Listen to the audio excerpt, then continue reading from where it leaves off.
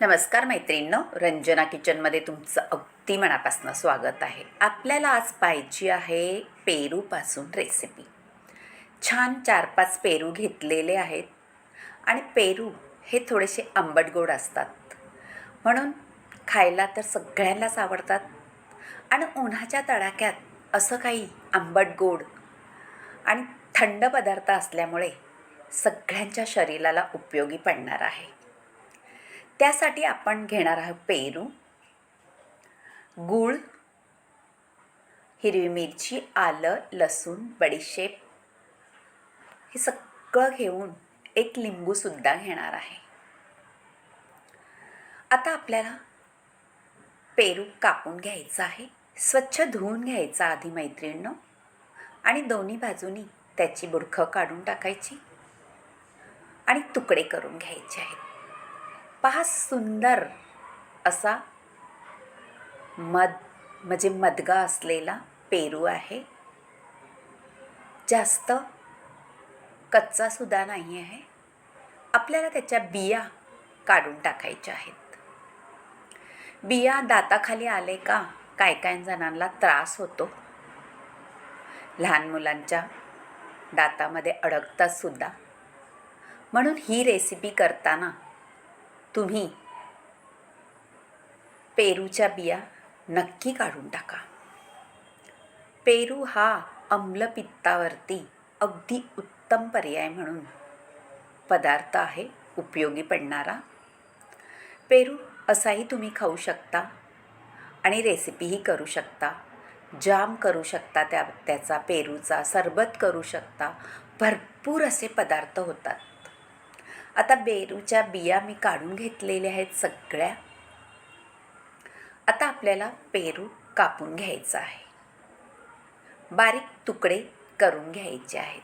हे आहे पेरूच्या बिया. त्या तुम्ही सरबत बनवायला उपयोगी करू शकता, कारण सरबत आपण गाळून घेतल्यामुळे बिया वरच्यावर राहतील. आता छान बारीक तुकडे करून घ्यायचे आहे सगळ्या आपल्या पेरूंचे. तुम्हाला एकच पेरू दाखवणार आहे कापून आणि बिया काढून. मी बाकीचे सगळे पेरू आपण कापून ठेवलेले आहेत. झटपट रेसिपी होण्यासाठी असं काहीतरी झटपट पूर्वतयारी करून व्हिडिओ फटाफट आपल्याला पूर्ण करायचा असतो. आता आपल्या फोडी झालेल्या आहेत. तेल गरम करायला ठेवलेलं आहे 2 चमचे एवढं. त्यामध्ये आपल्याला घालायची आहे मेथीचे दाणे, जिरं, बडीशेप आणि हिंग, मोहरी आणि 7-8च मेथीचे दाणे घालायचे, जास्त घालायचे नाही. मोहरी आणि जिरं थोडं जास्त घालायचं. त्याचा स्वाद अप्रतिम येतो ह्या रेसिपीमध्ये. आता जिरंही घालून घेतलेलं आहे, मोहरी घालून घेतलेली आहे, मेथीचे दाणे घातले आहेत, बडीशेप घातलेली आहे. छान फोडणी तयार झाली. आता घालून घेणार आहोत मिरची आणि अद्रक, लसूणचा ठेचा आणि आल्याचाही ठेचाच करून घेतलेला आहे, बारीक वाटलेलं नाही. हे पदार्थ असेच घालायचे आहे, बारीक वाटायचे नाही. तरीसुद्धा ह्याचा स्वाद अप्रतिम येतो आपल्या रेसिपीला. मैत्रिणींनो, नवीन रेसिपी आहे, तुम्ही नक्कीच ट्राय करा. सगळ्यांना आवडली आमच्या घरामध्ये, तुमच्याही घरामध्ये सगळ्यांना आवडेल अशी रेसिपी आहे. जर पेरू खाऊन कोणाला सर्दी होत असेल तर हा पदार्थ नक्की करून खा. सर्दी होणार नाही, खोकला होणार नाही, पण आपल्या शरीराला उपयोगीच पडेल. आता कढीपत्ताही आपण घालून घेतला, तोही तेलामध्ये परतून झालेला आहे. अशी खमंग फोडणी झाली का आपल्याला त्याच्यामध्ये लाल तिखट, हळद, थोडीशी धणाजिरा पावडर घालायची आणि हिंगही घालून घ्यायचं आहे. हे सगळं घातल्यानंतर थोडं परतून घ्यायचं.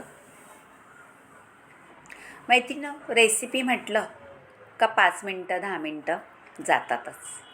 लवकरात लवकर रेसिपी दाखवण्याचा प्रयत्न करत असतो आम्ही. आता आपण पेरू घालून घ्यायचा आहे त्याच्यामध्ये. आणि पेरू थोडासा लालसर आहे, कलर सुंदर आहे पेरूचा मैत्रिणींनो, पिंक. त्यामुळे त्याची रेसिपी अगदी उत्तमच होते. आता पेरू घातल्यानंतर तेलामध्ये म्हणजे फोडणीमध्ये आपल्याला परतून घ्यायचं आहे. पाण्याचा थेंबही सुद्धा वापरायचा नाही.